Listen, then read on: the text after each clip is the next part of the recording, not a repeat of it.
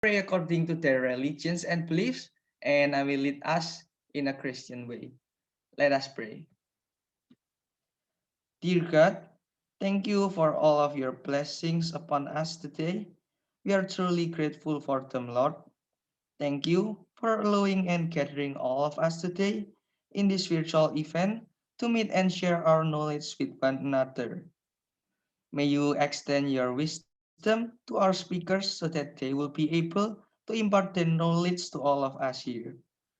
May they be blessed as they continue to bring their expertise and talent to others, Lord.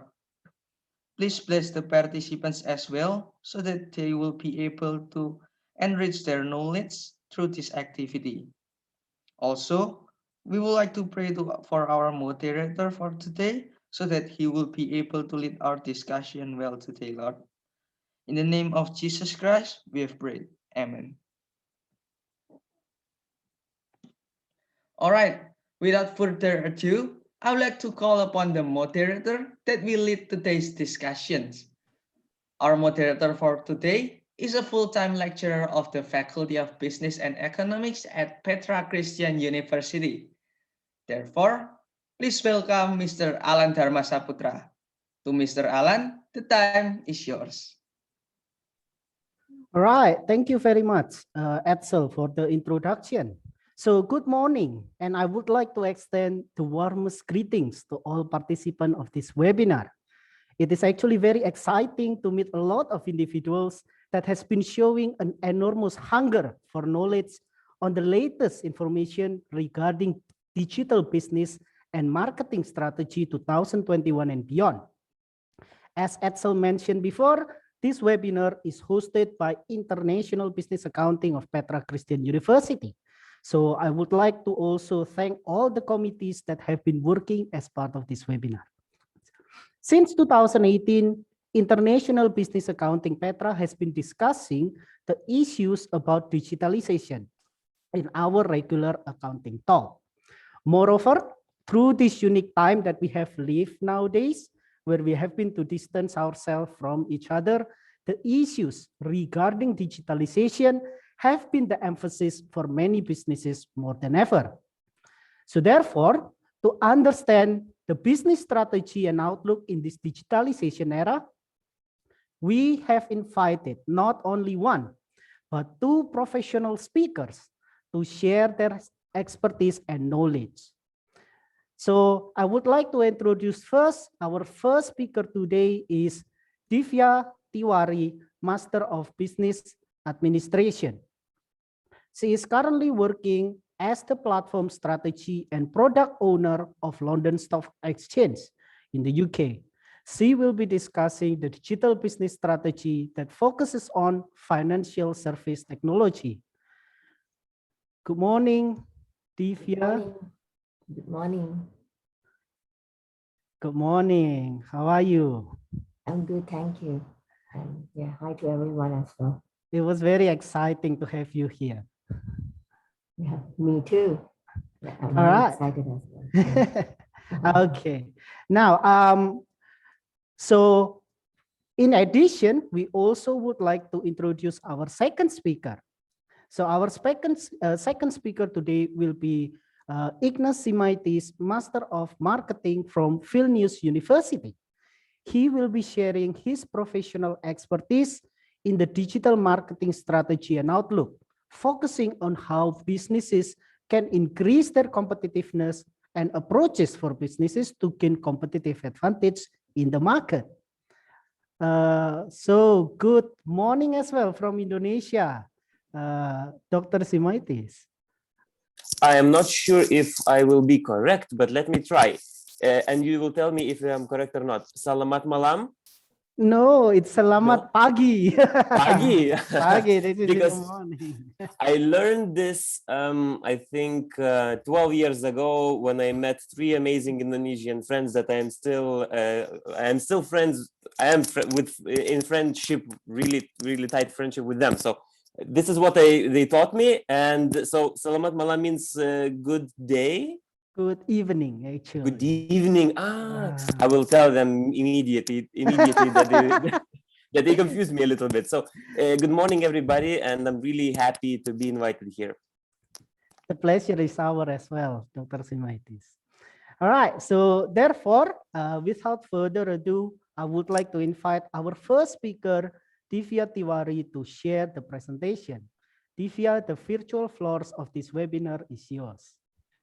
Thank you.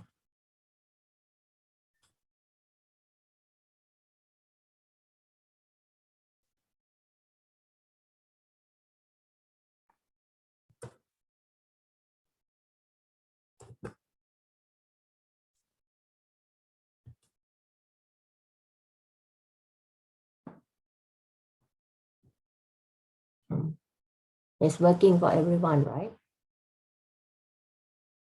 Yes, we can see your presentation. Okay. So let's start, and feel free. We will have a Q&A session at the end of the presentation. So I will go through my presentation, and I hope everyone will enjoy it as well as much as I feel.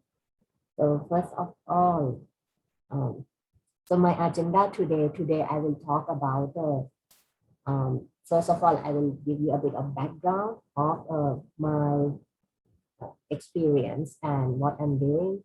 And then the second point that I will go through is the digital business strategies before 2021. What is exactly happened in financial industry at the beginning, before the world of today. And then next, I will talk about the business strategy and technology focus in financial industry in 2021 and beyond. And then summary, and then Q&A. So a bit of background. I have a computer science degree, and then I did my MBA in technology management. And as a work, when I start my work, I start as a computer engineering, and then along the way with nearly 20-year experience, I did a few different areas, and then I go horizontally, vertically, be a product management in the product management role. And my main focus at the moment is to use the technology to build the product for financial industry that generate the growth and revenue of the industry.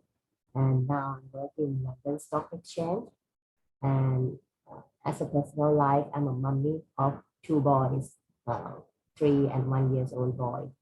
And I think when I speak to you, to Alan, he would like me to give some background to the student as well, that how is my work life.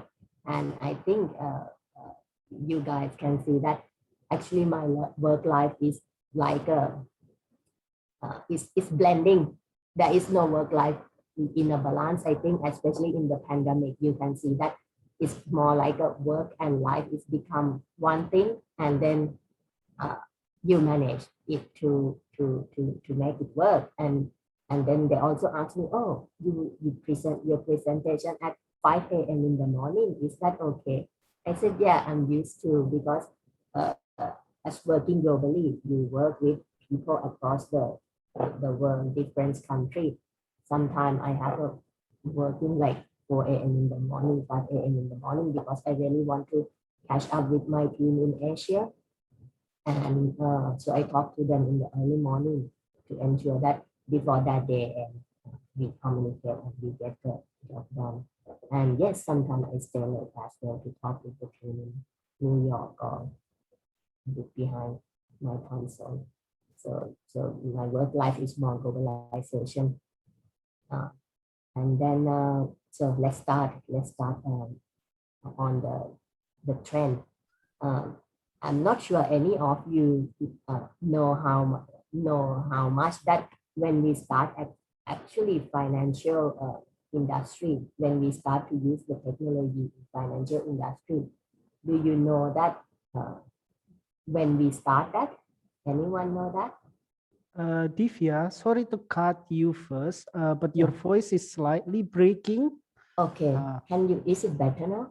Yes, it's better now. Oh, okay. So I'm really sorry about that. So yeah. So I will in some the financial industry before 2021, right? I separate it into three big eras. So that is the first time, right, when we start to get to know about this and start to use the technology into the industry is between 1886 to 1967. And in that time, right, what happened in the world in that time? It's all about the infrastructure. So the financial start to be globalized in that era. It was the first time that there is a rapid transmission of financial information across the border happen. There is a transaction table happen. There is a Fed in the US happen. And then the first credit card also happened in this era as well. And then move to the second era, second phase. It is between 1967 to 2008. It is the time that change from analog to digital. So now you will start to hear more about the digitalization in this era. It was the beginning. We got first handheld calculator in this time in the world. We got first ATM usage in this time in the world. And you can imagine when first time ATM come into the world, right? At that time, people not believing it and they're scared to using it. That is it going to really work? Is it safe? All this sort of question come. And now when you are in 2021, right? You look back, the ATM is, and actually, I think it's soon in 2021. Some people may say that I even not use ATM now. I use Apple Pay. I use Google Wallet. I use different type of payment. But in that go back into that time, it was like a kind of wow. This is the really trustworthy thing. This is safe to use it. So that era, it got afterward we got the first ATM, and then there is a first this digital stock exchange happened in that era as well. So we got like NASDAQ and all that, and then we also have Swift code in that era, like when you do transfer money between the country from one bank in a different country to another country, you will need the Swift code to use in it. So we got all that. And then by 2000, right, the world is fully become digitalized, meaning that there is a lot more e-commerce happen. And then a lot more, everyone like talk about e-commerce, everyone want to do the business together, and more of this solution happen. And then people start to feel that it is a part of life. And then come to the third era, which is after 2008 to the current. This is the era of startup, fintech, and all that. And we'll give you the background why all these startup is start to happen in this era. I think all of you, most of you, I don't know how old were you when it was like a crash in 2008. It was a big financial crash at that time, right? And then when the crash happened, there are a lot of distrust in banking happen in the public as well. And then there are many bankers out of the job as well. And then these people, when they're out of the job, and what happened with the financial crisis at that time, people start to see the gap in the industry, and they start to see what they can bring up to help to fix all these small little hole into the industry, and then also try to introduce the new way of doing business for the people as well. Then at this era, many of the small startup happen using the technology, and then slowly it's introduced lots of new things that change the people behavior, the way we use digital in the business, in the marketing purpose. Like you can see, like Bitcoin come up, cryptocurrency come up, smartphone usage of smartphone come up. A lot of country in Asian country they use smartphone, and a lot of millennials they use it, and they it become like the part of their life. Like that. There was a Google Wallet introduced. There is Apple Pay introduced in this era, and then you can imagine how much change we are in the world today compared to the previous, even 10 years ago or 15 years ago. So this is the background. And then I actually want you all to guess that if you talk about financial and technology, right, fintech in emerging market, it's quite interesting fact to know as well that if I ask you to guess that, do you know which country in the world that using the most of a mobile phone and do the business do using a lot of mobile phone for their banking business or for their day-to-day transaction? It come up that China and India, they are the one who use fintechs a lot. Chinese use 69% and India use 52%. Compared to Western country, India and China, they use a lot because there is a reason behind. Because they never get chance to develop or keep up with their system or infrastructure or technology compared to the Western world, because the financial industry, financial institute and system in the Western world established. It was a standard and it's been there for a long time, right? So everything is quite proper and set up, well established. But India and China, they are new emerging market, and they cannot keep up with all those change. But the good thing in it is they, with the mobile phone, with the fintech, with the startup, they are the country that actually have a lot of innovation and implement a lot of introduce a lot of digital solution for the public and people, and the people use it quite a lot as well, because since the smartphone coming to the world, a lot of people in the rural area or the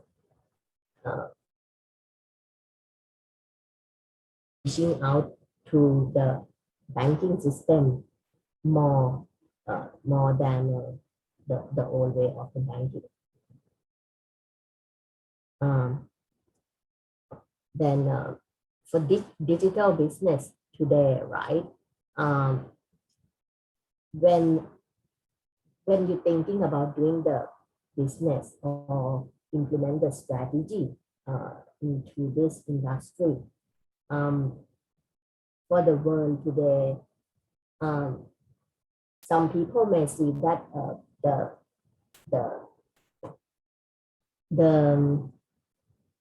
the financial institution and the fintech startup, they are the competitor because they're trying to introduce the solution and trying to intake the different market share, right? So some people they may think that the this is the kind of like a competitor between each other. But in reality, what happened is fintech startup they need the bank because they uh, quite a lot of fintechs they get the funded from the bank and they also rely on the banking, insurance, and back office partner to deliver their core product. Uh, and bank, in the other hand, they also need to gain the market share from the big fintech small startup company. So many banks they uh, acquire them or invest in them to leverage the new technology and change the way of thinking to upgrade their existing operation and offering. So, so this what I see in the this is the world today, right? The way we uh, going to do the business beyond 2021. It will be more two-way partnership between the what we call the old days of banking system and the what we call the fintech startup who kind of like leading at the moment in the current world the way we do the business with the Again, sorry, Divya, to cut you again. There is another comment from the participants that your sound is a bit echoing. okay. Is it better? Can you maybe speak again? Is it better? Okay, yep. Maybe you can try to speak louder so okay. that the echo maybe decreases. Thank you. Sorry for that. So I in my presentation I list down the 10 competitive technology driven influencer beyond 2021 for the world beyond 2021. The first, the business strategy or the business fintech will take a key part in driving the new business model. I will go into the detail how in each point. Second point, the sharing economy will be embedded in every part of the financial system.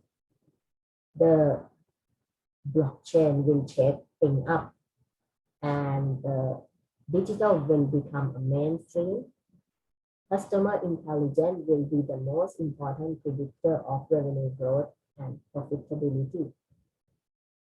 Advance in robotics and AI will start a wave of reshoring and localization. And the public cloud will become the dominant infrastructure model.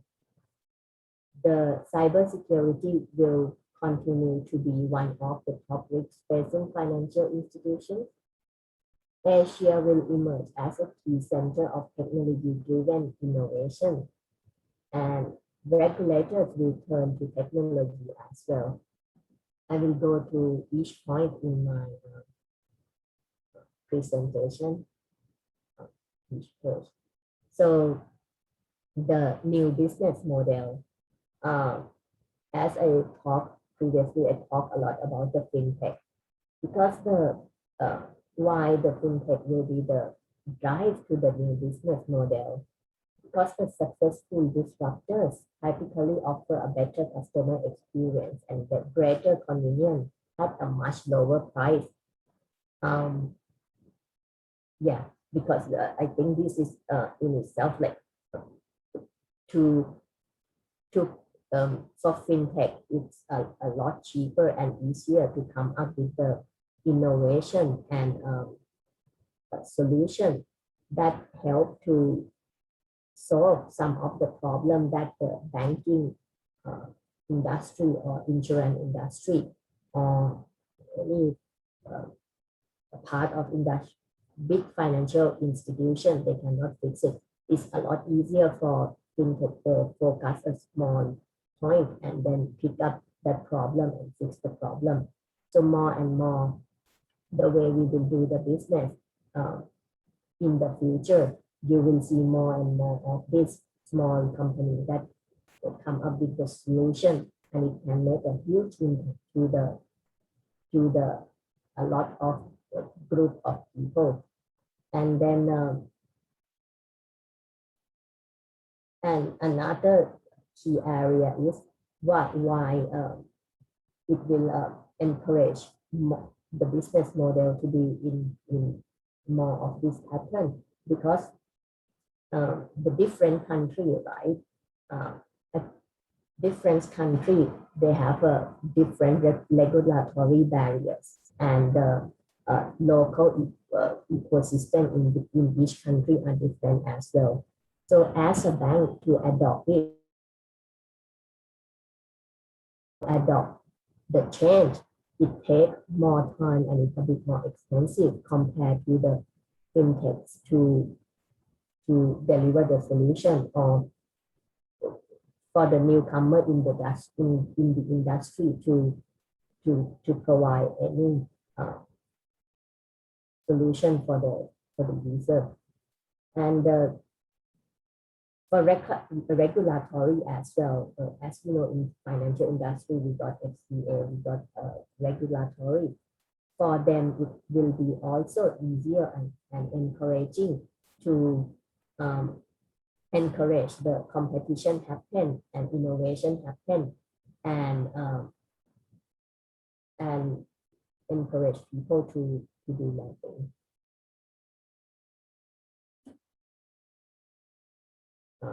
The sharing economy, why I see this as a digital strategy beyond 2021. Consumer in the future world, they will need banking service, but the way they need it, they may not turn it to the bank to get them directly, or what we think the bank as of today. In the future,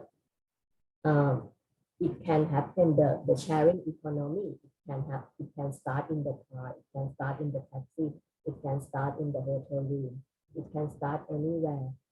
And financial service soon, right? It has to adapt into this approach as well. When I refer to the sharing economy, I actually refer to the decentralized asset ownership and using the information technology to find the efficient match between the provider and the user of capital, rather than automatically turning to the bank as the intermediary. So this will be the trend in the future from my perspective. And then the next point is the blockchain will shake things up. Why? Why, in my view, I think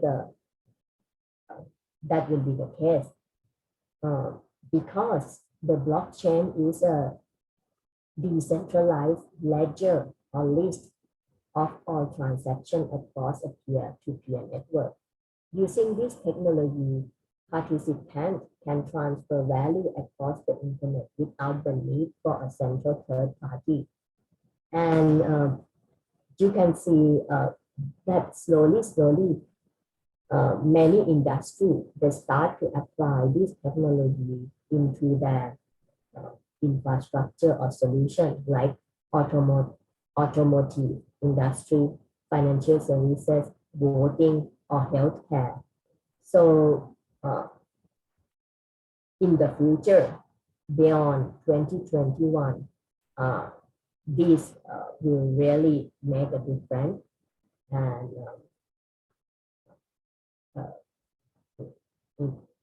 in a good direction as well.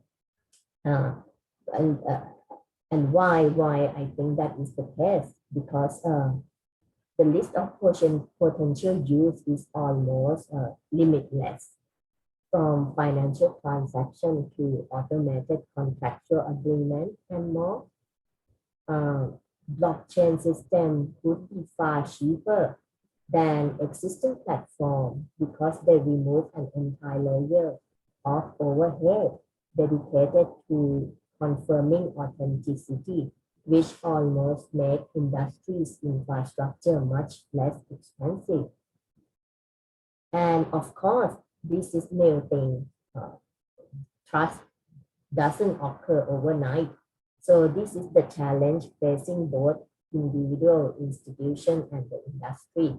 For blockchain to be adopted on a large scale, we will need to experience a migration of trust from today's effective yet expensive central counterparty utilities to the distributed model. The business benefit for many players or even the industry will not materialize if the trust issue is not addressed effectively. So it is a trend for the future, in my view, but it still requires a lot of trust. It's just like when first the world introduced the first ATM, and people feel that, oh, will it be secure? Will we be able to trust it? But after some time, when the trust is there, it just becomes like a norm, new norm, and people just use it. And the next digital become a mainstream. So it's just like at this point, what I try to make is in the past, right, when let's say 2 decades ago, many large institutions they built e-business unit to ride a wave of e-commerce interest, and eventually the e-commerce it just went away and it became a commerce and it became a new norm of the way we use technology or digital solution in our day-to-day banking. And what I really want to give an example, and I think everyone can easily see the picture, is the way we do the payment now, like the digital wallet, the gift card. In old days, if you imagine, we just used to with the credit card or ATM or the cash, right? And it just in the recent year, it's not long ago, it's so easy and convenient for many people to use digital wallet to buy the gift for the friend by ordering a gift card, and then all this sort of thing come up, and it starting to become a norm of our life. Many many industry they introduce it, like if you go to buy a cup of coffee Starbucks, you not even have to pay the money. You can use the card that they introduce, and it's like you can call it gift card or money payment or wallet. Like nearly every industry, they introduce this sort of solution, right? And behind the scene, it also means that you don't need the bank anymore to keep that money, and you always have to take out that money for them. Each of them, they come up with this wallet solution, and they manage the money by themselves. And people, like, they buy it in advance. It also means that they got funding, advance funding into their business and to operate it. So this is the example that I think is like just to the spot that what we see, and in the future you will see more and more of this digital solution into our way of life. And especially during the pandemic time, it become a lot of quicker, like you can order thing online, a lot of, like, just within a year, even in the country that at first they are not that much using online solution much, but just pandemic just prove it. It's just like everyone can do it, and within a year, just within a first 2 months when the lockdown happened, the world is changed. Thing that impossible, it become impossible. Everyone that do the business, they come into the digital solution, and they adopt so quickly. It not take like years at all. In old days, when you adopt to the digital strategy, sometimes digital business take time. But pandemic proves that if you really want to do it, if you really have to do it, it can happen overnight or over a month. And the next was what I try to emphasize is customer intelligence. The world beyond 21, the customer intelligence will be the most important predictor of revenue growth and profitability. Why? Because everyone, right, they want what they exactly want. So if you have the data about your customer, it will be the key win. And how the way it worked in old days, customer intelligence used to be based on some relatively simple heuristic built from focus group and survey, right? That is all the way it works. Like you will hire a company with list of questions, go out and do the survey with different group of people, group of sample, and then you visualize it as the consumer behavior, and then you will implement the solution based on that. But the world beyond is not working like that anymore. Now with the advance of technology, it have given business access to exponential more data about the user that the user want. It is an amazing opportunity for whomever can use analytics to unlock the information inside, to give customer what they really want, what they exactly looking for. So I think you may heard the term like big data and all that. That will be a key part for the business as well. When we trying to deliver the solution, we have to keep that in mind. You don't have to go and ask your customer anymore that what they want, but you can analyze the behavior, the consumer, how the way they use their money, the way they have the lifestyle. All this information is available on the internet, and it's how you see the opportunity. How do you want to analyze those data and come up with your strategy for your business? That will be a big part for the future. Social media and all that, all the information is there and is free as well sometimes. It's just so easy to just spot something, and then you come up with your idea, and then you introduce it to the market. Advance in robotic and AI. This will be another wave of reshoring and localization. Why I say that? Because if you see the world let me give you a bit of background. Let's say 20 years ago, right, when we do the business, there are a lot of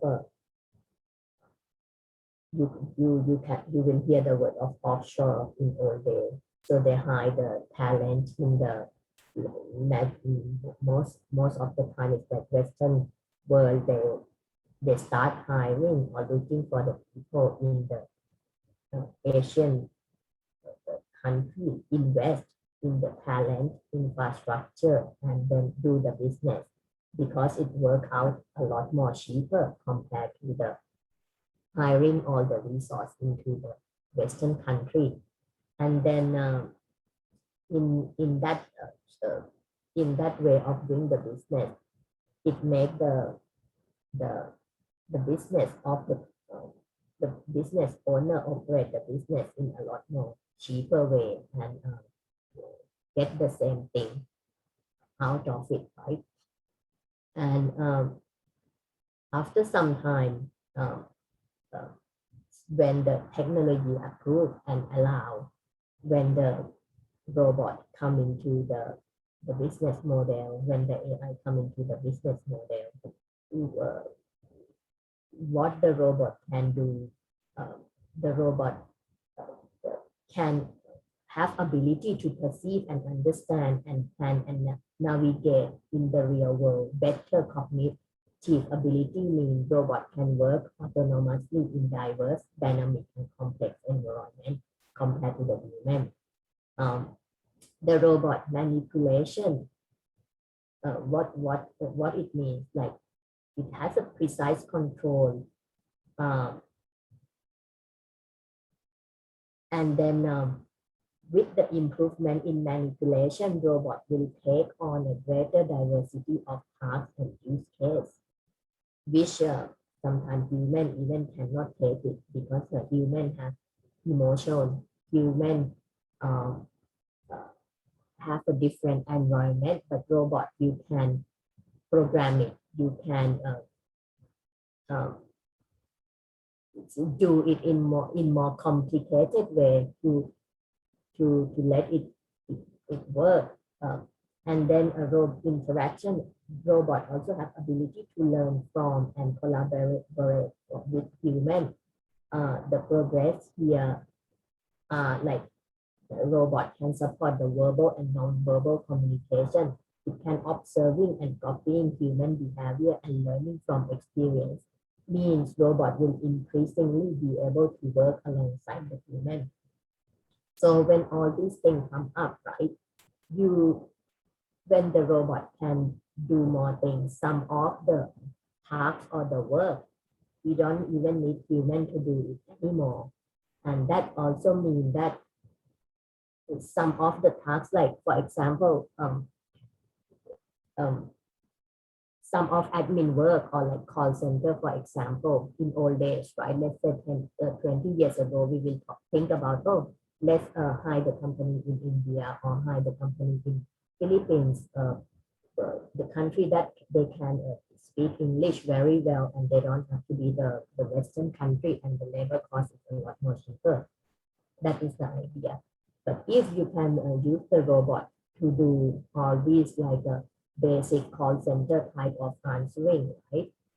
Then you don't need a team, you don't need company in those country anymore. This is example. And then you can set up the robot AI system that can handling all these sort of tasks. And you don't have to operate with the team from different country, different part of the world. It all can be set up into your location, your headquarters, your department. So that is why I see that there will be a wave of reshoring and localization. The robot can drive and eliminate some of the part in your business model and create the new experience to the industry moving forward. Next, the cybersecurity. I think this will be forever big topic. When you have a more opportunity, more things, more innovation come up, right? When you do your business model in the digital business strategy, you still need to focus on your cyber security. It still be continue to be one of the top risks facing in financial institutions or business because that will be like complex technology involved, third-party vendors involved, cross-border data exchange, increased use of mobile technology by customer, and including the rapid growth of the internet high-end cross-border information security threat. So all these things, the technology enable you to do more things, but it also means that there are a lot of threats around you as well. So um, your digital business strategy that we have to think beyond 2021 cyber security is the big main part that we still need to keep an eye on. Another trend next that I see is the Asia will emerge as a key center of technology driven innovation. Why? Some people maybe ask why. Because if you see the world population, right, the middle class world population, if you see the data from 2009, you will see that, for example, in North America, there are 18% of the middle class population. Then when you jump to the 2020, there are 10%. And then when you jump to the prediction in 2030, there are 7%. And by the way, this data is from Organization of Economic Cooperation and Development. And when you see the data in the different sector, right? You will see that the trend, more of the trend in the Western world, the number of population in those area are decreasing. But when you come to the Asia Pacific, right, the population in the middle class is more increasing, like from 28% in 2009 to 54% in 2020, and the projection is go higher in 2020, like 66%. And that is the reason behind it, because of when the technology come, when the smartphone come, it's encouraging more people, more from the rural area, coming into the urban society, coming to the city society, right? And their capability of earning also increasing. So it means that it upgrade their social mobility as well. And then the number of population into the middle class is getting bigger, which is good for the business, and it means that they have a more consumption power, they have more ability to afford and do things, and they are hungry. And all these new generation millennials, right, they love to use the technology, they love to use the new thing. And that also means that there will be a lot more room for your business to drive a lot more things. Sorry, Divya, just to remind you, we only have 1 minute left. Oh, really? Okay, then I will do it very quick. I'm nearly done as well. I have only 2 slides left. So regulators, even the regulators, right? Beyond 2021, they will still use technology and its implication into their working as well. It's not just financial industry or fintech, but the opposite side of it will use a lot more of the digital solution in that world, in that model as well. So in summary, the conclusion, the priority for 2021 and beyond is like, I think most of the institution or the company, they will have to update their IT operating model to get ready for the new normal.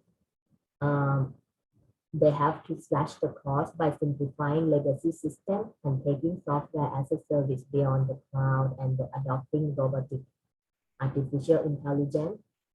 They have to build the technology capability to get more intelligent about your customer need. You have to prepare your architecture to connect to anything and anywhere. I think most of you may start to familiar with the cloud and all the cloud computing and all that. So you have to keep in mind. And then you can't pay enough attention to the cyber security. You have to keep reminding and thinking about this one very carefully. And then make sure you have access to the talent and skill necessary to execute and win. That is the most important as well. Yeah. So and the last slide is a Q&A. And thank you. I hope you enjoy my presentation. All right. Thank you very much, Divya, for sharing your professional experience and expertise with all the participants today. Now, before I actually open the Q&A session, maybe the participant can start to type your questions while I'm discussing the closing remarks first regarding Divya's presentation. So Divya, it's actually very exciting though, how you discuss the topic of fintech and the application in the current business world. The interesting thing for me is when you actually mention how consumer behavior changes in this current world, how even countries with, rarely going through like an online shopping type of thing, nowadays change into online shopping, because I actually experienced this firsthand. My parents themselves, who is considered, a bit outdated in the online shopping realm, since the pandemic, they learn how to buy things online, and nowadays in their house, there are a lot of new products already from them buying online. So it's actually very interesting how to be able to relate to your presentation as well. And I know that many participants will be very excited as well to discuss this topic further with you. So before I open the Q&A session with Divya, I would like to remind all participants that we will be giving door prizes of iBlack Camber for 2 lucky participants that are active in the Q&A session. So the door prize will be given through a roulette draw, which will be done at the end of this webinar. So the lucky person, you will get 2 iBlack Camber. Now, with that being said, I would like to open this Q&A session. Participants can put their questions by typing on the chat box, whether in general chat or private chat to me directly, so I can guide the Q&A session. Okay, so let's start the Q&A session. I actually very interested that we actually have already got 1 question there. So Divya, we got the first question already here. Oh, we actually got several questions there. All right, let me start from the beginning. Actually, the participants are very eager to discuss things with you.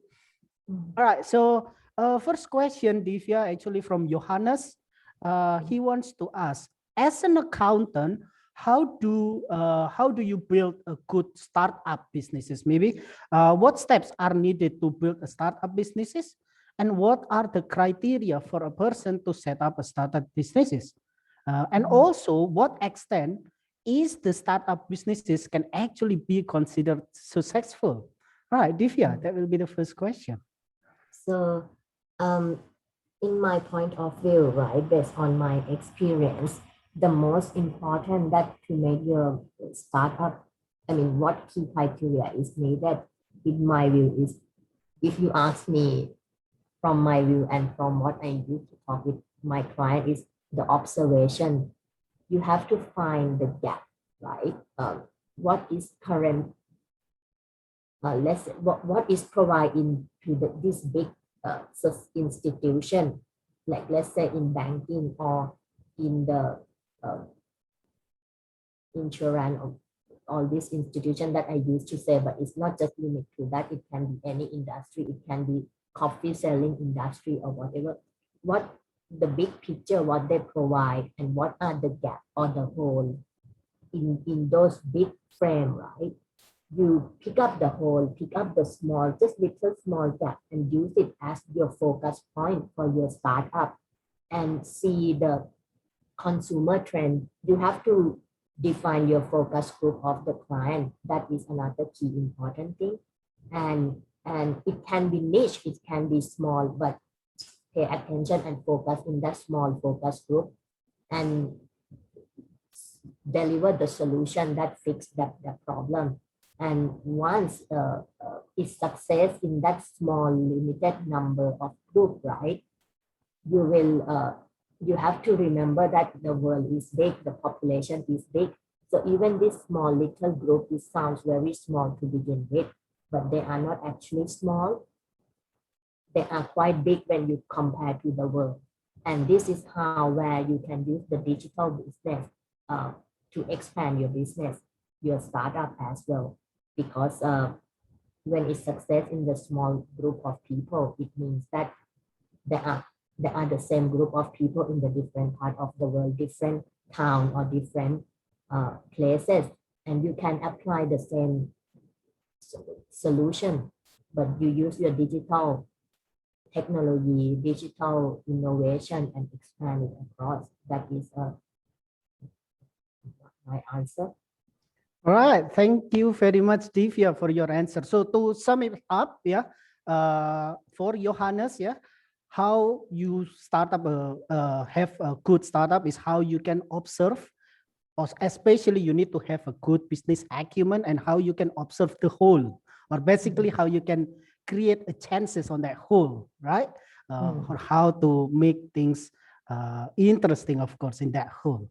All right, so thank you very much, Johannes, for your questions. We actually have another questions from Siska Stephanie.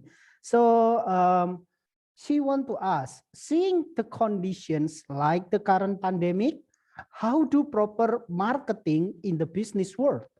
Even though the current world economic condition also tend to be unstable. Well, I mean, that's a given. Will someone will buy an item from a marketing businesses? Then can marketing be related to artificial intelligence? And what impact will you get if the world of marketing is combined with AI or technology? Now, that being said, I know that marketing topic later on will be discussed a little bit more detail by Dr. Zimaitis, but maybe you have an overview, Divya, regarding this. So again, from my experience and being in the industry, right? At first, when people think about, oh, it's pandemic, everything will drive to the negative thought, negative feeling, right? Like people think, oh, it's pandemic, have to stay at home now, it's lockdown. Like, for example, myself in UK, we stay locked down for 15 months already. So like we work from home, everything is do online and that's it. And when you think about this, right, at the beginning, it sounds negative when you think, oh, it's pandemic. But actually for me, right, it's not negative. It's like a hunger opportunity for the digital business because of what?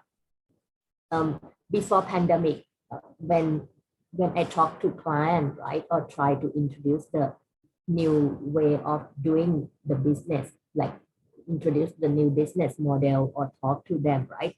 Sometimes you hear a lot of rejection as well that, oh, this will be a bit difficult to adapt or change. It require a lot of investment in our infrastructure, all this, blah, blah, blah, right? But when the pandemic comes, you will not believe it. It's just like this because the pandemic stopped many things that we do it in the old way, old approach, right?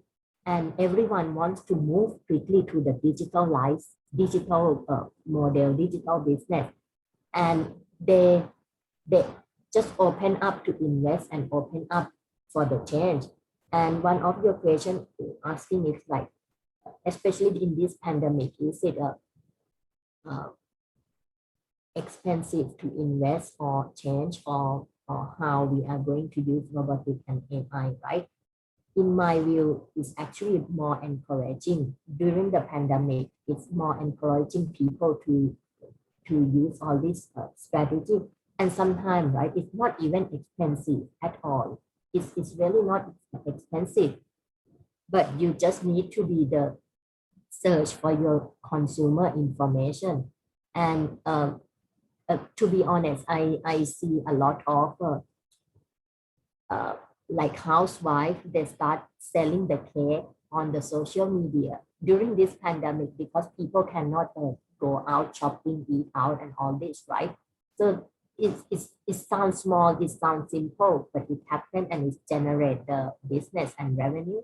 Many people, they start selling the cookies online on the social media, Facebook or Instagram, or or selling birthday cake from home to home, meaning like you, because pandemic, the shop is closed, you cannot buy cake, you want to celebrate your birthday with your loved one, but you cannot do it. So and all these big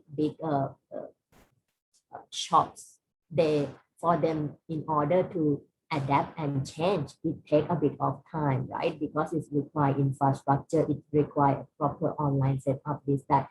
But for the smaller consumer or normal public people who never do the business before, they start and they just start selling things, start making cakes, start making cookie from home and post on social media or Instagram, which is free of charge. Many people use it as part of their day-to-day life, and they start selling, marketing, take a nice photo, put nice caption, and just put it there, and then it become a business, and generate the income and profit. It sounds simple and easy, but it's happened. So my point to say, you just need to look it into positive perspective. And when you start with positive perspective, it will drive you to the many direction and many things. And it's not always expensive. It's the technology is not expensive. The innovation is not expensive. It's just there, and you need to grab it. But it's just how you see and how you prospect it that is more important. All right, thank you, Divya, for your answers. So for Siska's question, just to sum it up, is maybe pandemic does sound negative, but it's just that how you can change your perspective into positive. Because yes, maybe there are businesses that currently tied up with their capitals through the traditional business model that they do. As Divya says, consultant like Divya also suggested a new digital business model, and that's actually can be booming in a sense here, Divya. All right, so due to time restriction, because we are pretty much slightly late on the schedule, so I'll get one more question, Divya. So from Vanessa, I would like to ask a question. As far as I know, until today, the usage of blockchain is still not regulated. What do you think about this issue? Is it safe to make transaction through blockchain, even though it's not regulated clearly? So that will be our last questions for today. I do apologize for James, Johan, for the questions. We'll have that one maybe a bit later, or you can ask the questions for our second speaker. So Divya, for this last question. Yeah, thank you for your question. It's a very interesting one as well. So as I said in my PowerPoint and presentation, right, it still requires a trust because it's something new, right? I see the opportunity in the future. It will become a new norm. I can say that soon, not long, people will start to using it a lot, and it will become a new norm solution of the way we do the business. But yes, because it at this stage it's still new, right? And it's people don't have that much trust in it. If you ask me if it is safe to do the transaction now, I cannot tell you that, oh, go for it, it's safe. I cannot guarantee that, because you have to see where you are doing that transaction, who is the one provide the solution, and how much trust and reliability that person or that company or that industry have. So it kind of like at this stage, it building the trust building the trust to the people.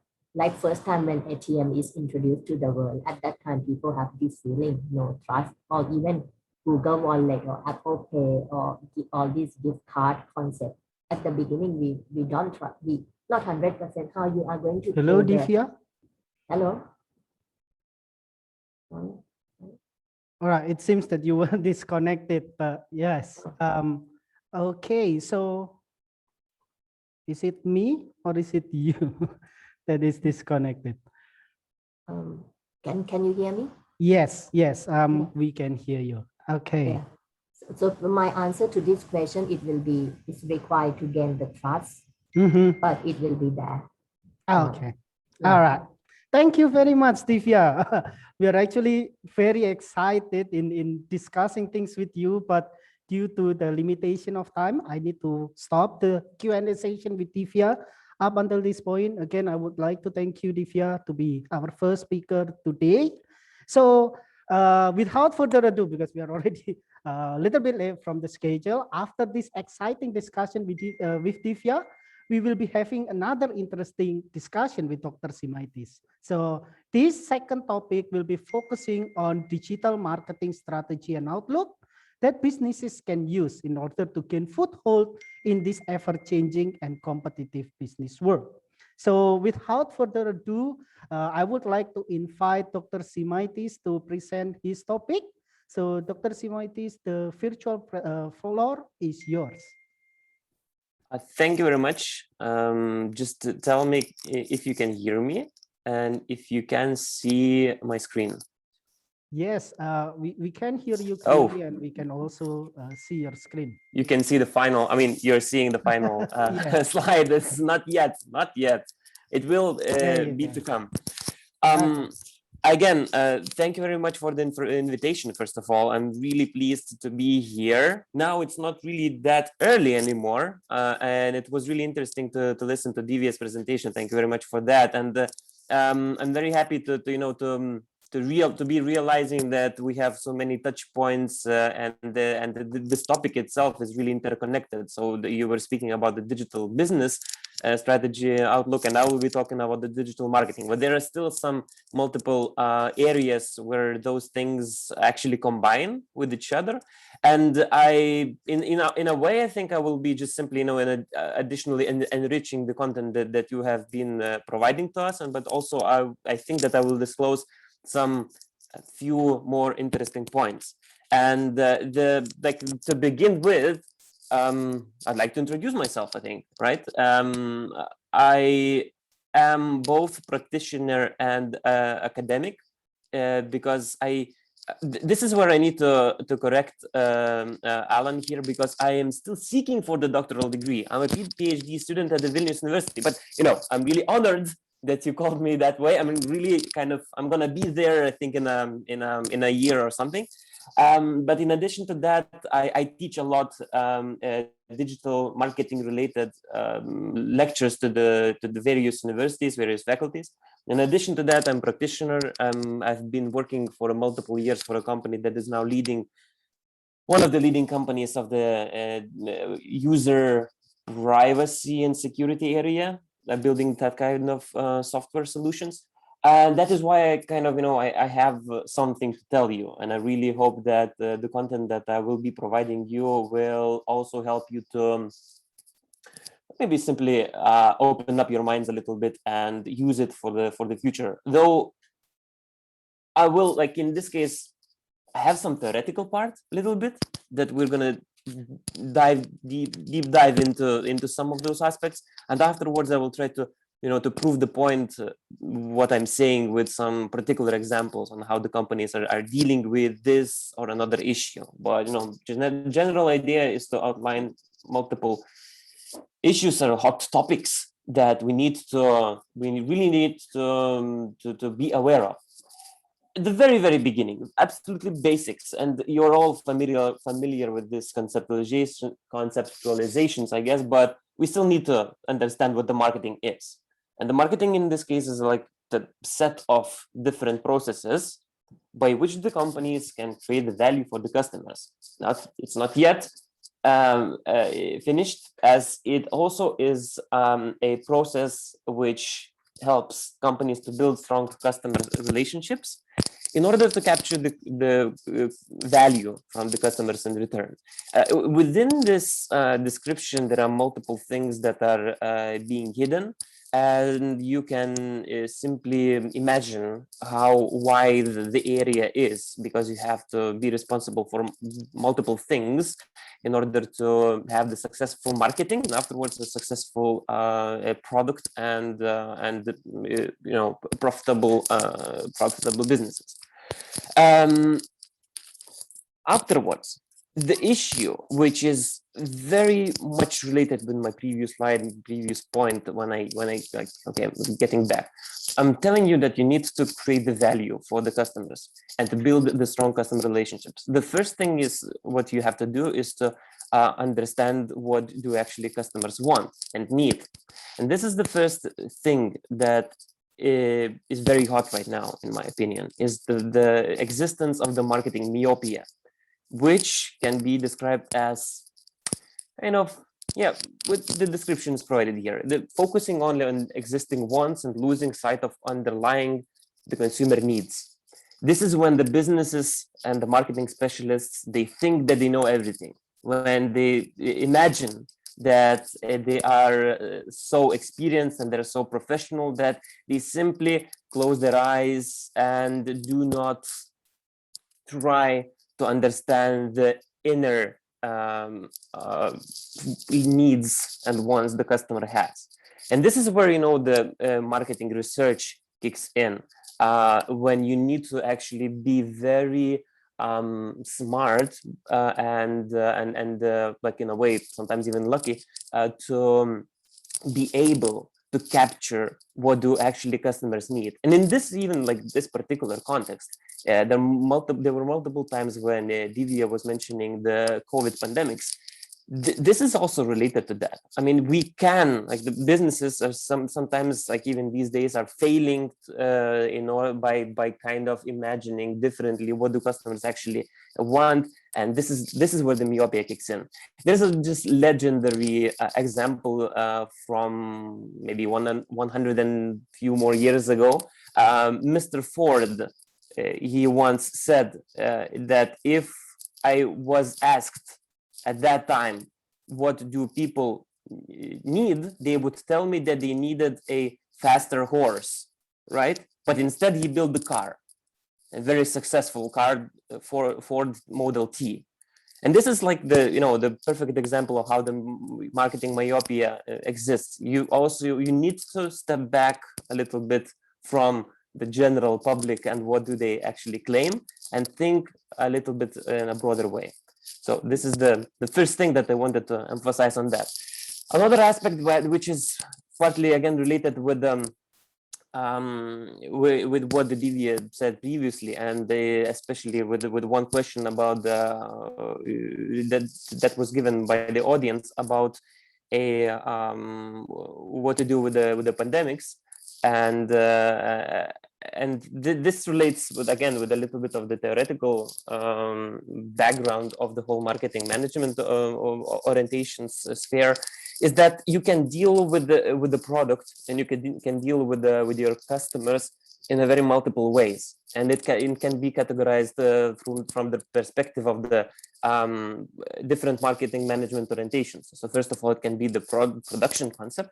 I will briefly tell you what that is when you massively produce the products without actually taking care of anything, right? So you need the mass production to cover all the costs and get the revenues. And this relates to the products that are again massively used. I don't know, anything like some sort of bread could be probably one of those examples that you can buy it daily. It can be the product concept. Is the focus on the quality aspects of the product. This can be also done. Is selling concept. That belongs to the group of products that they require companies to run sales discounts periodically in order to make them be purchased. It can also be the marketing concept. I mean, the more we go to the right, the more interesting it gets and more chaotic and maybe a little bit more frustrating it gets, as it involves some additional processes. When it comes to the marketing concept, such marketing management orientation claims that you need to, that's where it relates to my previous point, is that you need to understand the customer needs and wants, and to do the successful segmentation and positioning. This is where you actually need to correspond to these particular needs that the customer has.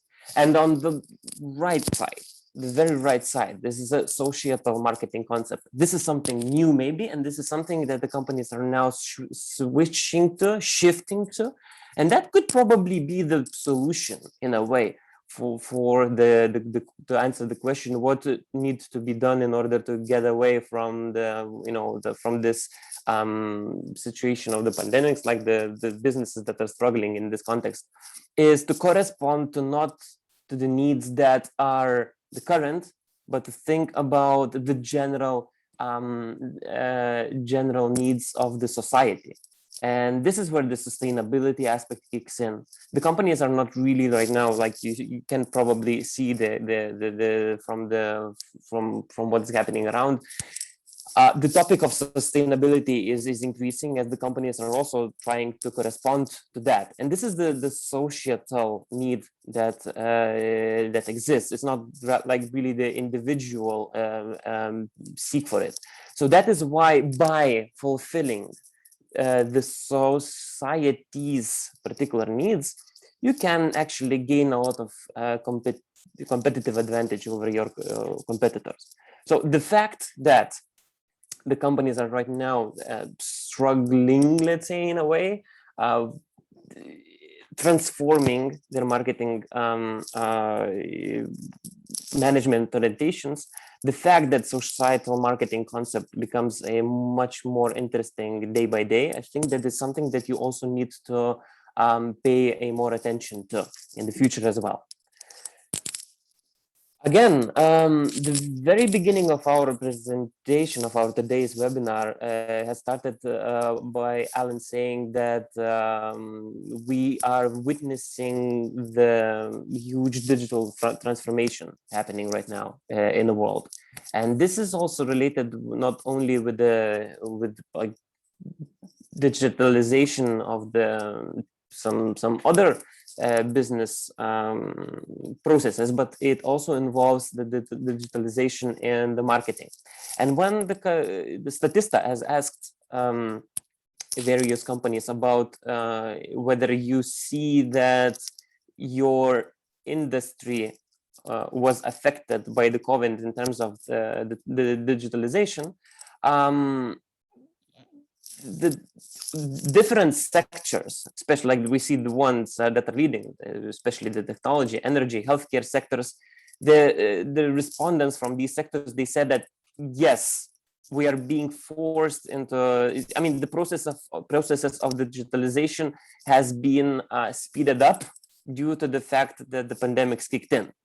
And simply look how many different new e-commerce stores have opened recently in these years. And this is also very beautifully represented by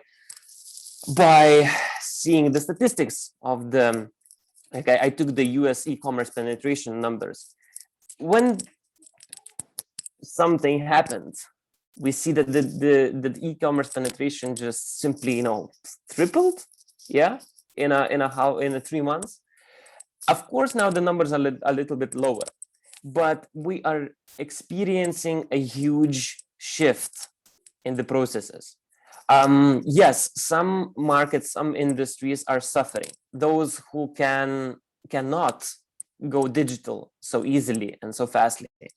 But those who were able and they were kind of allowed by multiple circumstances, they got huge advantage in this area. And this is kind of, that situation of, yes, I mean, I agree, and I see myself, I'm a little bit even like, I'm trying to be skeptical every time when I discuss one thing or another, but what is really happening that that the e-commerce world has been really changed within these years, and I think that even that the numbers are right now a little bit more stabilized. I mean, they're going back a little bit, but many people have tried buying online for the first time in their lives. Many older people who have never had any contact with the digital technologies were forced to do this, as there was the only way of communicating with their relatives. Many people from this group tried buying something online for the first time and got delivered the product to their doors, and they realized that, oh my God, this is much better than actually going to the store. Of course, there will be some hedonic people who will be going to the stores because they like to touch things. They like to speak with the real people. This is our hedonic feelings and emotions that we need to satisfy. But if you are more utilitarian, why to go to the store and waste the time because you can buy things online, right? So this is something that we really need to dig into and correspond, because this is the new opportunities that are being opened. The perceptions, attitudes, behaviors are changing very fastly, and we can correspond as the businesses and the marketing specialists as well. Yeah, I mean, that's just another slide to prove my point. We have the worldwide e-commerce share of retail. We can witness that in 2019, there is a huge jump when it comes to percentage that the e-commerce stores make in terms of the global sales. So the traditional way of selling is decreasing, and this is something, again, very interesting to be observed. And for us, for marketing specialists, this is extremely interesting, because look, wow, we're living in a era where like really huge changes are happening. What does it mean for the businesses? It's not only related with the pandemics. Actually, this is something that that is important already for the 10 years for the digital marketing specialists and for the marketing specialists, for anyone, is the fact that there is really ongoing competition for the customer attention happening around. And I think it's you will agree with me saying that currently an average human being faces so many content units, and the average human being has never seen so many ads before, like 10 years ago, 20 years ago, not to even to tell that, 30 years ago. In addition to that, during the pandemics, things got even more intensified as businesses again went online, digital, and there are a particular communication channels that are there, and each company are sharing the same channels. They're sharing the same airing time, and we have, all of us have 24 hours of possibility to see the ads. So, I mean, what is happening that the companies are fighting for consumer attention because they want them to either to be involved into something, to react to something, to buy something, to create some sort of attitude, to maybe create some, urge to buy for something, to recommend something. There are different outcomes related to marketing, what the company could want you to do. But the thing is that it gets a little bit frustrating for the customer, because there is enormous communicational chaos happening around, and it's getting hard to be focused on what the others are saying. For the companies, what does it mean? That means that it is not only harder to get the new customer, but sometimes it is more expensive to get the new customer. Again, why? just because there is a huge competition. Not to mention the fact that if you use some digital channels, let's say Google Ads or the search engine marketing, which is based on the bidding, like the more competition for the customer is, the higher you pay for the ad to be shown. So that's because of it's based on the bidding processes. The other thing is that our attention span got a little bit not that it's irritated, but it's like it's for the okay, just finishing it up. In this case, it become harder, more expensive for the businesses to get the customers. What to do with that? That's a big issue, and it's simply becoming a bigger and bigger. And the companies need to think of how to get away of that.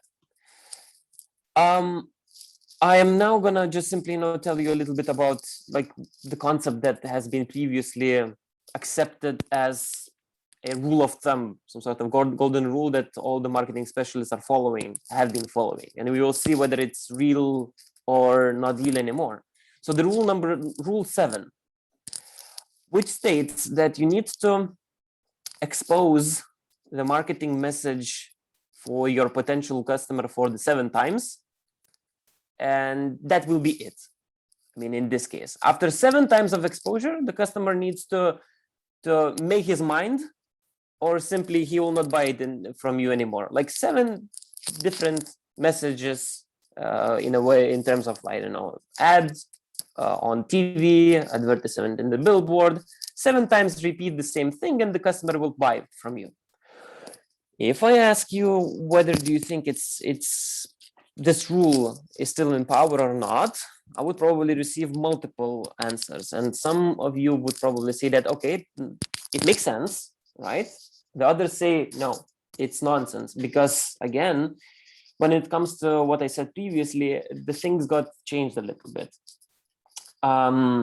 Due to the fact that the effectiveness of communication has decreased. And in some cases, the rule number 7 may not be the correct, because we simply need more effort to be given in order to get the customer's attention. On the other hand, this rule is absolute nonsense, and it's stupid just because there are definitely some peculiarities and some very specific situations when it doesn't even make sense. The number, maybe it's the one time you need to show the ad for the customer in order to make him react to it. But the thing is here that it simply helps to illustrate the fact that is, by the way, interesting thing that from the old times, it was already known that you need to show something for the customer for the multiple times and to make him buy something. That kind of explains why when you're watching TV, you see the ad, the same ad over and over again. So probably that's part of our human brain, that you need to repeat things, stupid things, in order for us to believe in it. But understand that in the context of this very intense communication, the number 7 can be different these days. It can be 10 or 9 or 11, who knows actually in this case. And this is one approach, by the way, the companies can be seeking. And I will just gonna be going and switching my kind of presentation a little bit into a real particular example that I wanted to show regarding this case. Because one approach is to simply, okay, we have the issue that the customers are not really reacting to our marketing efforts due to this chaos in the communication effectiveness circumstances. What can we do? We can invest more money. We can show the same ad for 10 times, 11 times, 12 times, 20 times. I mean, guess the number, it can be anything.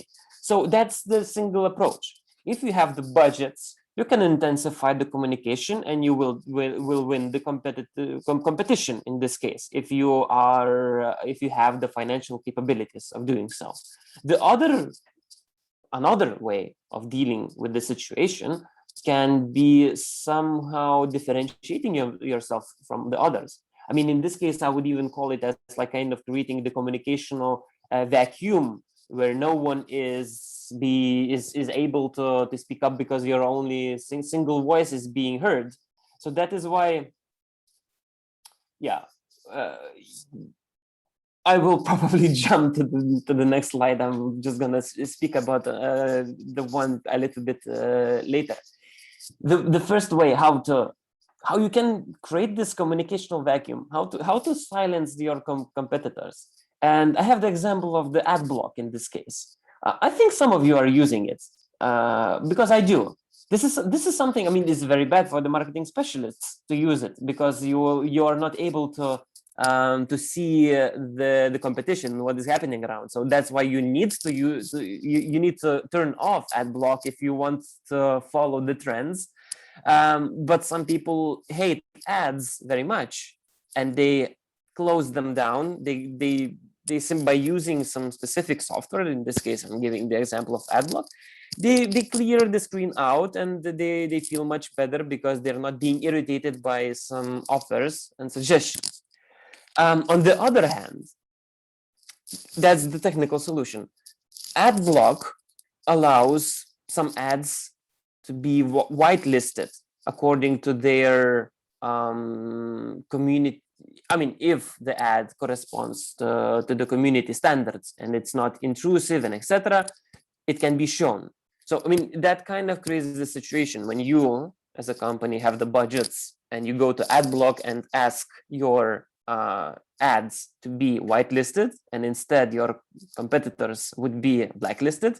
You create some sort of communication vacuum because no one is being there on the market and you are the alone there, right? So that's kind of the solution. If I just get back a little bit, again, to the theoretical aspects of all, like what the marketing is, this is something, again, that definitely you are all aware of it. The marketing processes are being explained through the perspective of marketing mix, the 4 Ps that involve the marketing processes. That involves the product, that involves the place, which corresponds to how do you sell, not like, you know, only location wise, but also from the perspective of the distribution. It also relates to price and also relates to promotion. So kind of the first example that I gave you was from the promotional part, that you create the communicational vacuum, and this is how you get the competitive advantage. By modifying any of those elements, you can get this competitive advantage over your competitors in this case. And that could help you to get out of this communicational vacuum that I have been previously talking about. So as it was the promotional aspect, the one example from the product related or even place location example. This is currently a very successful company that has been opened, if I'm not mistaken, in 2013 maybe. The US-based company that sells a shaving equipment for men. And it's called a Dollar Shave Club, right? That's fine, because the very beginning of the company was the claim that they're going to sell an item of shaving equipment for a $1, which sounded really attractive as it was very cheap. On the other hand, it was not the only hook they used for their business success, as they recently sold their company for more than $1 billion, if I'm not mistaken. And they grew this company to that in just a few years. The most amazing thing about this company was the way how they disrupted the market by introducing absolutely different way of how the product reaches the end customer. Because previously the traditional way of buying any shaving equipment was going to the store, purchasing the blades, getting back home, and that's it. What they did, they took the example of what is now very popular in the digital environment, and that's a subscription-based products. They started selling the hardware, they started selling the razors on the same model. They started delivering the product each month to the customer. So you subscribe for that, and you can forget about everything else because you will get it periodically.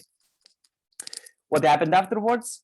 I think the Dollar Shave Club is responsible for everything that happened, because there are now so many different companies that are following their success, because you can even come up with any idea of the product that you need periodically, and you will probably, if you Google, you will find the solution for that. All the hygiene related products, you can Google that, there will be there. Even sometimes a food is being delivered on the subscription basis. We have locally in Lithuania, we have several companies that are delivering you the healthy meals. If you are, for example, doing some sports and you want to have a rich diet, you can just simply subscribe for the dinners basically, and someone is bringing this food to you each day for a month before you paid for a month before you paid for the whole period of time, and you're like automatically being subscribed for that. By the way, this helps to maximize the profits, because some people, they forget to cancel. Some of them simply have some issues and problems of canceling it because they have no time, and maybe it's a little bit too complicated. That is why this type of business model is very attractive, because it gives a lot of profits to the companies in comparison to the very traditional way of doing it. And not to mention the fact that some of you probably have seen the huge increase of number of the companies selling these mystery boxes.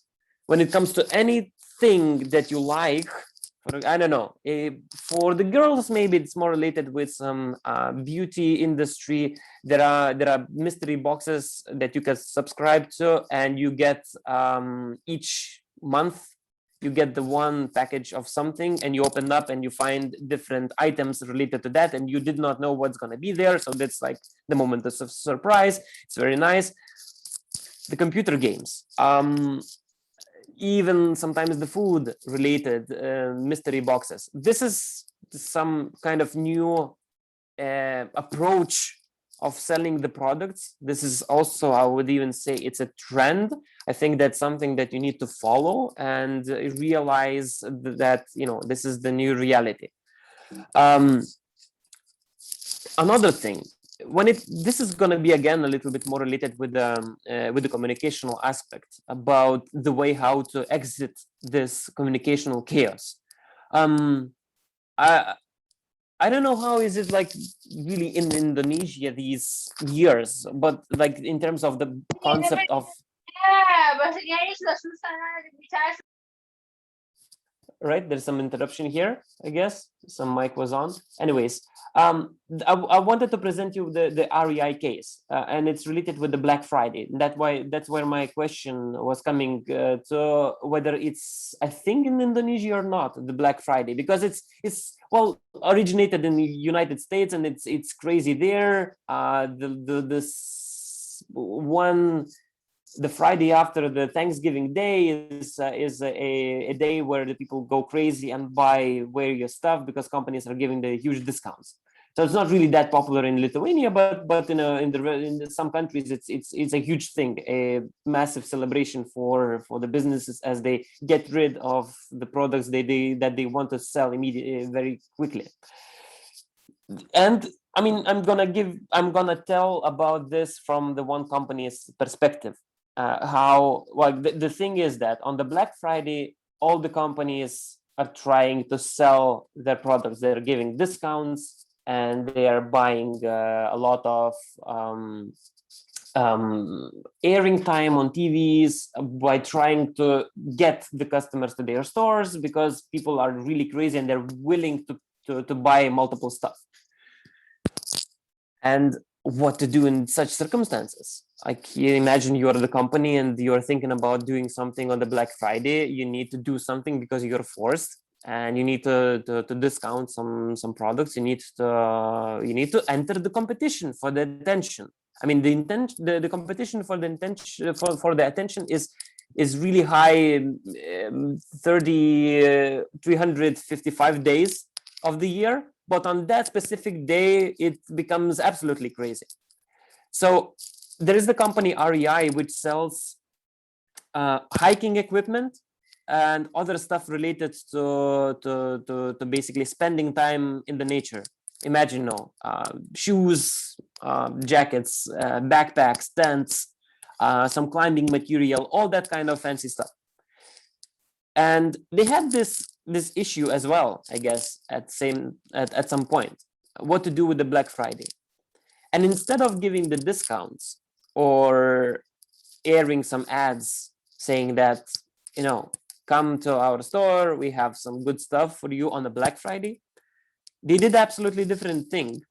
They made the public announcement that on the Black Friday, they are simply closing up all their stores. And this is the company of multiple locations. I mean, they're a rather big business.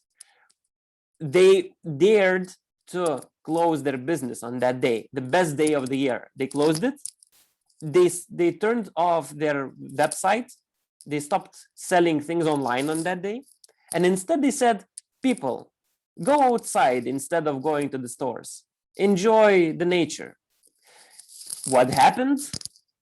I mean, the response from people, from society, from the TV, from the media, from the journalists was amazing, because everybody liked it very much. They said, oh my God, at least someone is doing something amazing. And this is, by the way, remember I was telling you about the marketing management orientations? And I was said that there is a product concept, there is a marketing concept, there is a societal concept. This is something when you correspond to the bigger values and needs of the society, instead of trying to serve them in terms of satisfying their physical needs, let's say, right? So what they did, they said that this consumerism thing is nonsense. We don't like it. That's why we're not selling anything on that day. Obviously, when the Monday came after this Black Friday craziness, I imagined that they got many more customers to their store, because the coverage was amazing. And I mean,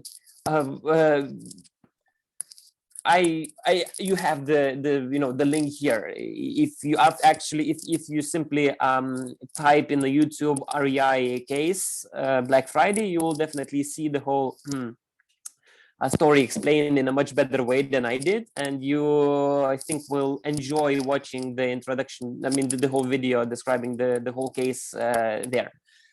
But that's one of those solutions on how, employing the communicational methods, you can exit the communicational chaos and the situation when companies are seeking for the same attention.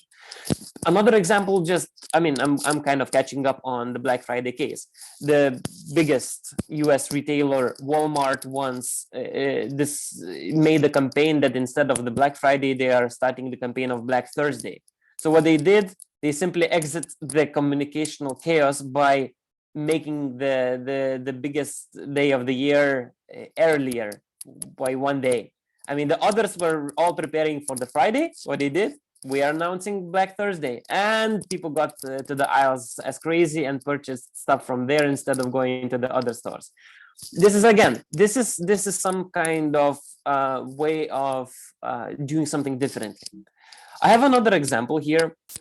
The case of Oreo. I'm gonna briefly tell you afterwards what's the process and what's the mechanics. But what they did is related with the Super Bowl event in US. Again, a US example, the day when the American football super finals. And on that day, specifically, the biggest, the most wealthy, richest companies are showing their ads, because this is something like this is the prestigious stuff. You have to be on the Super Bowl and you have to have the ad there. The Oreo didn't have, I think that the Oreo cookies, right? Some people like them, some people hate them. There are no there's very heterogeneous in this case. They had no budgets for the Super Bowl. Instead of spending millions, they simply had few employees that left, that they remained in the office for the longer time, including the copywriter, the product manager, designer, and maybe someone else. I don't know actually exactly. But what they did in the office, that they were simply watching the Super Bowl for that evening. And they were waiting for something to happen unexpected. And the moment, I mean, something really happened. There was a problem with the electricity, and the light was off in the whole stadium. So what they did, like in 3 minutes, I think 3 or 4 minutes, they managed to create this caption. You can still dunk in the dark. They created the design. The project manager was probably, arranging everything, and they did it in 3 or 4 minutes and uploaded to Twitter. This announcement by Oreo was again a tremendous success because people liked it so much. Because what they did, like now the mechanics, there is some sort of major event that is important for all the people, let's say for your target audience.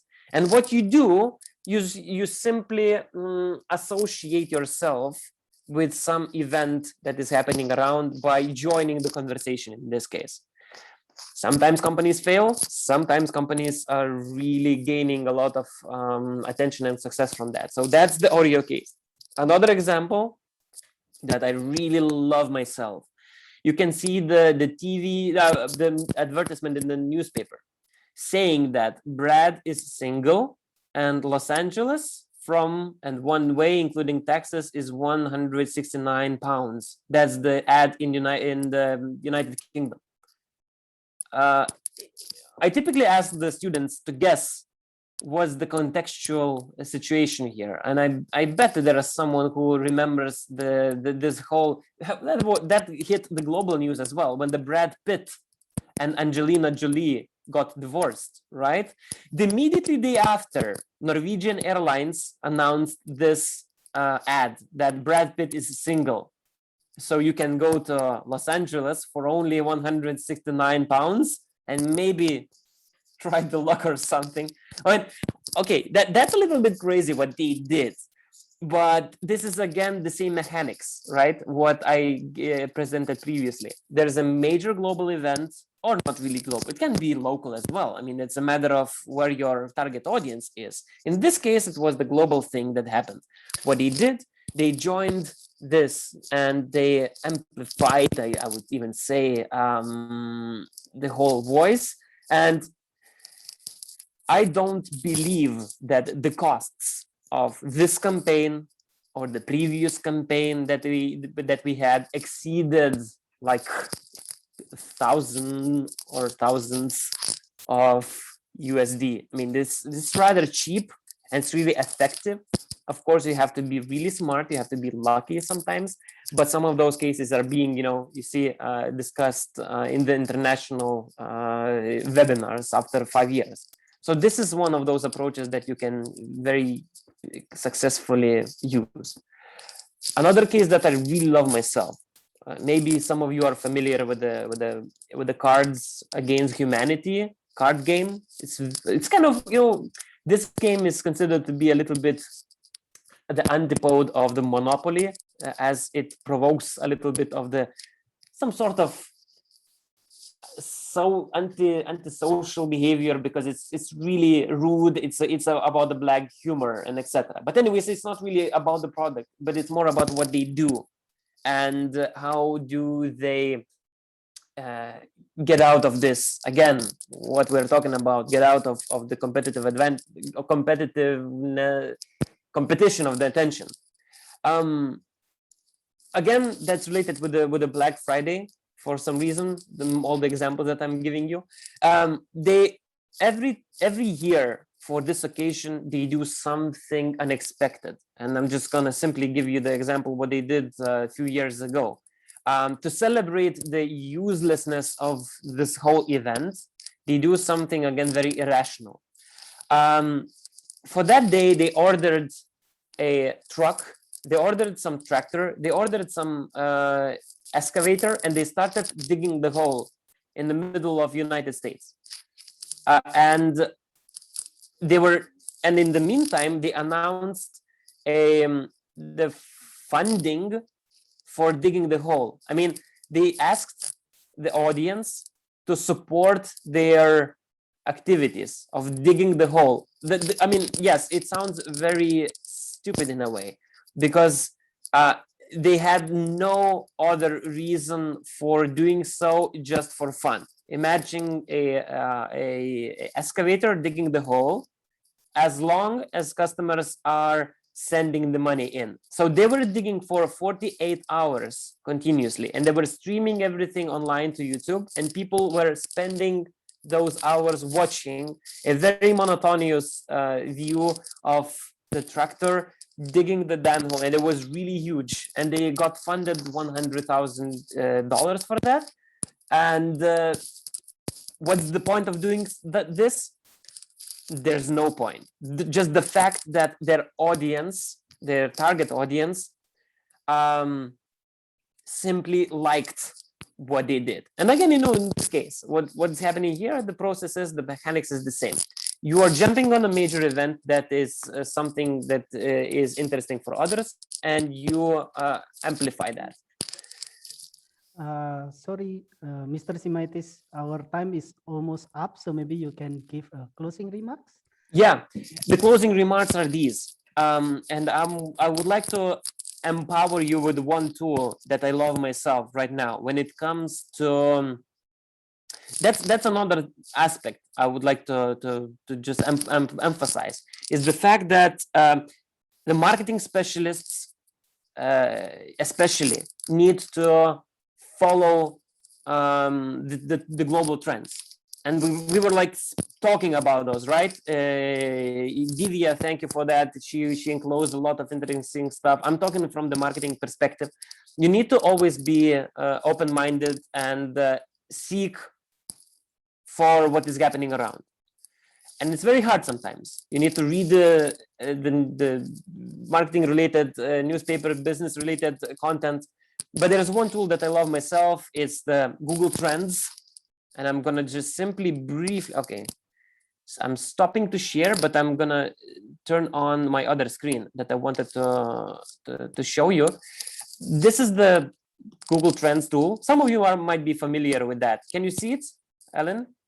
All right, perfect. Yes, so yes. if you go simply to trends.google.com, and you can explore anything you want from the kind of concept basis.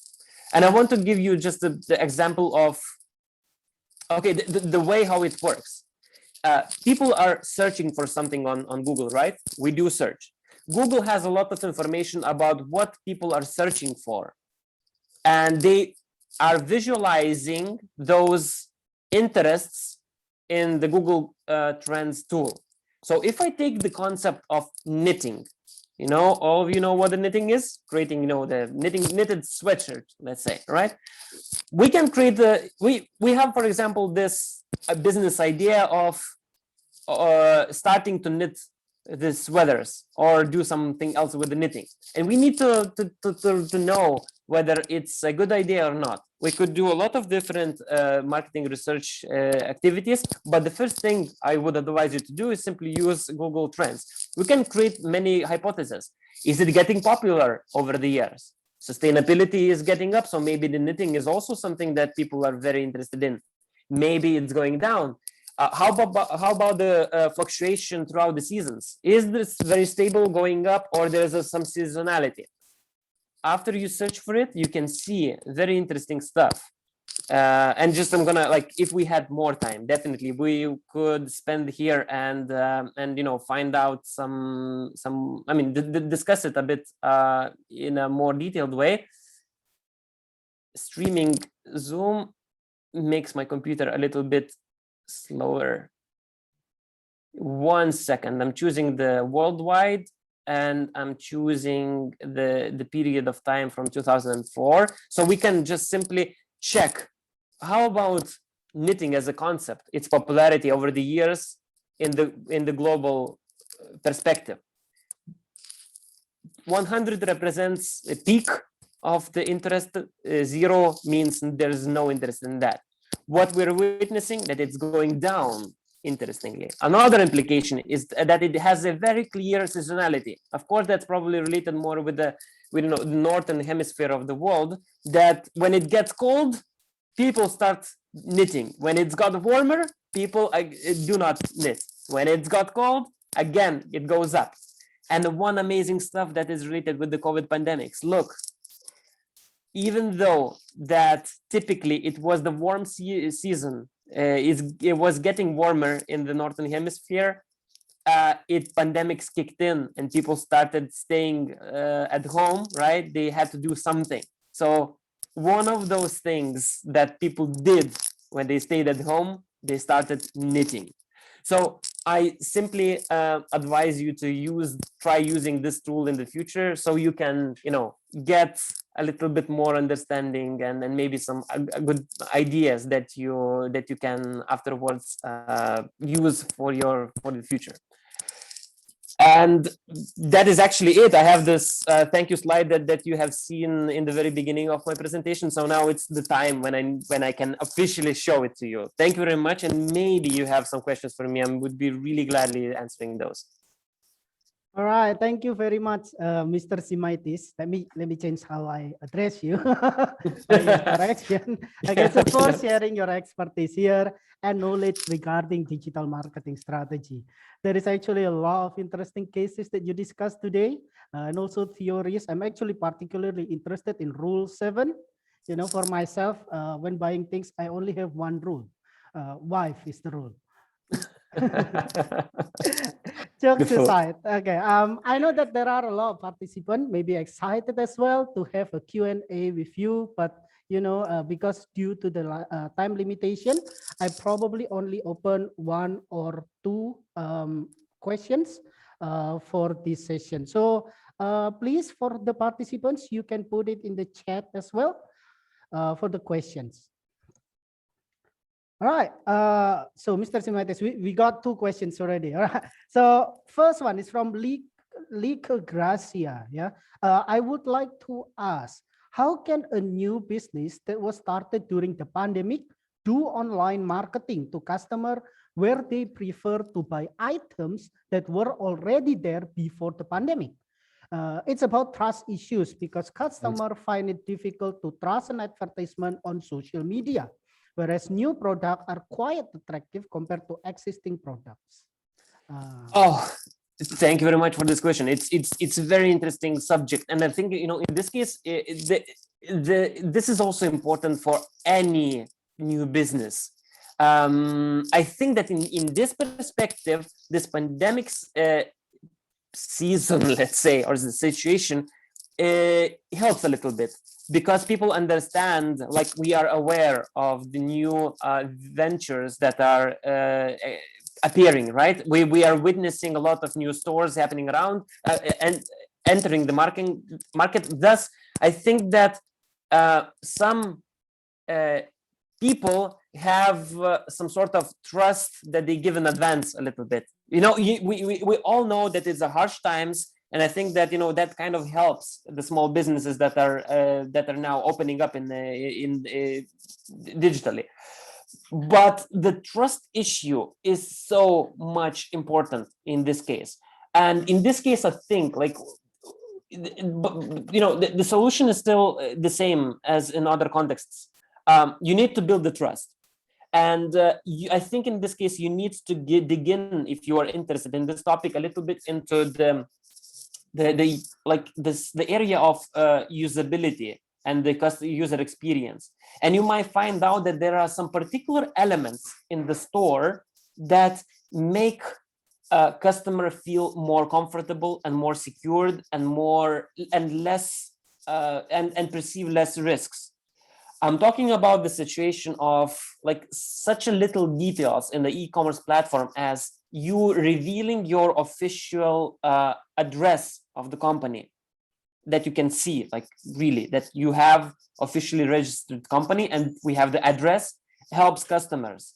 In addition, if you provide the contact methods, phone number, email address, live chat maybe, that also helps customer to be less afraid of buying in this new platform. Some reviews of the customers that previously purchased from you also help, because this is some sort of social proof. I mean, there are multiple things, but this is one aspect, that building the trust within the platform itself. On the other hand, if you talk about the mass, marketing, the very beautiful thing is that the big companies and the small companies, they use the same communication channels, the same tools. If we talk about the Google solutions, it's the same. It's based on the bidding, meaning that you have the same chances of your ad to be exposed to your potential customer as the same huge company. So you have all, I mean, that's the beauty, by the way. You have all the tools available in the market for that. I mean, for this, even though that you are a small company, the same tools as the big ones.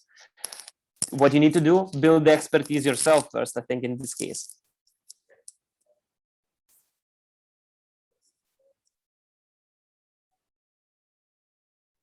Okay, so thank you very much, Mr. Zimaitis, for the answer. So I believe the last question as well is very similar from Maria. How did we implement this digital marketing to small businesses? The issues that Maria actually bring up is because they lack of technology. Maybe you can add a little bit more on here. Lack of technology. In this case, it's vice versa, Maria. But that's my opinion. It's very beautiful that we might have different opinions on the same matter, right? I think honestly that these tools, that's the beauty of digital marketing. We can use the same tools that the big companies are using. It's only how we employ those. And it's right now it's much cheaper than previously to run small business. I don't know, without the digital marketing, right? Without the digital channels 20 years ago, to start to have your ad being broadcasted in TV would be insane, because you must have had a very huge investments in order to enter there. Right now, you can spend 20 euros, 20 $20, 20 any kind of currencies in order to test whether it works or not, let's say on the same Google search engine platforms. So the thing is that the beautiful thing about digital marketing is that it especially allows and empowers small businesses to successfully operate in this current days. All right. So thank you very much again, Mr. Zimaitis, for your answer. Hopefully that answer is acceptable, yeah, for Lika and Maria. That being said, this is actually the end for our session. I would like to thank you for both presenters, Divya and Mr. Zimaitis. Too bad that Divya needs to leave us urgently, but again, thank you for both of you as being part of this webinar. So that being said, I will be returning back to the MC, Jonathan Edsel. We can start first maybe with the photo session. Thank you very much. Thank you, Mr. Alan Dharma Saputra, for leading us in all sessions today. And now, we would like to ask all participants to turn on their cameras as we are going to commemorate today's event. So let's take some pictures with our talented speaker, guys. Therefore, I would like to call the representative of the committee to help me in taking the pictures. Okay, thank you, MC. I will be taking your photo today, everyone. But first, can the presenter turn off their screen so I can take the photos more clearly?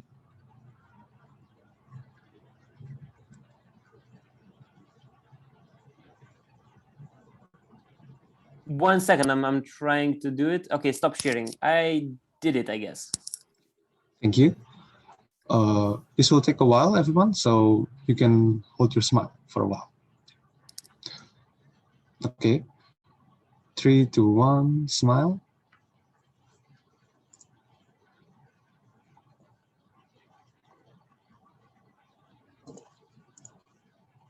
Once more, 3, 2, 1, smile.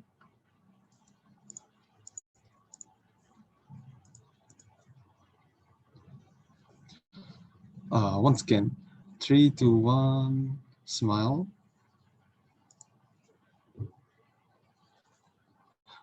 Thank you for your attention, everyone. I will give this back to the MC.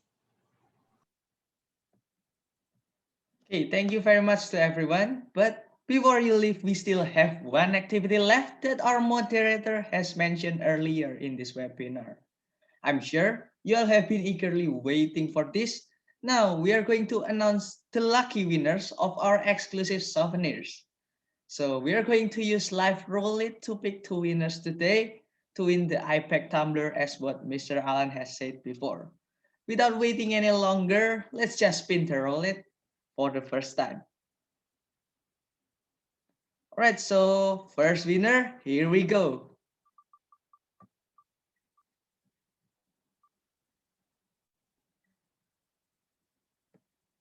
Alright, it looks like we have found the first winner. Congratulations to Johannes Benedictus. But don't worry guys, we still have one more winner today. And let's just choose the second winner, and which is the last also.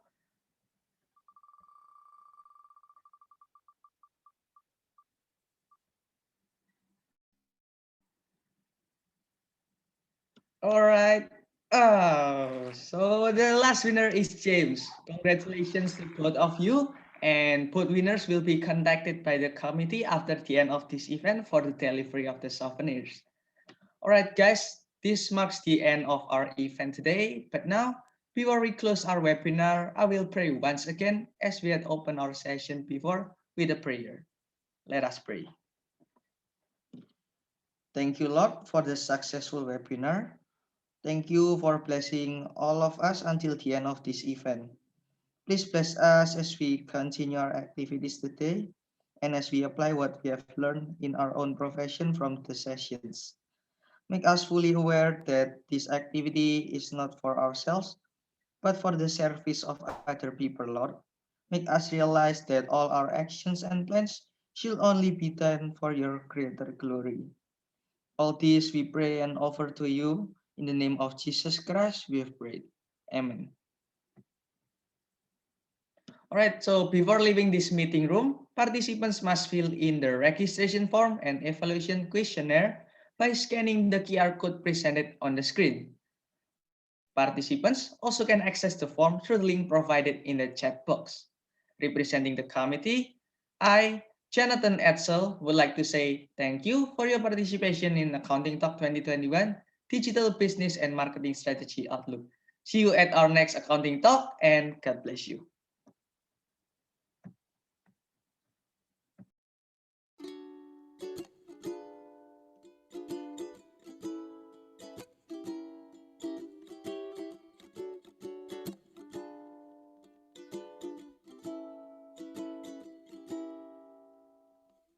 She's my sunshine in the rain, my Tylenol when I'm in pain, yeah.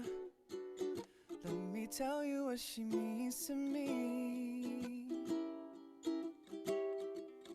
Like a tall glass of lemonade when it's burning hot on summer days.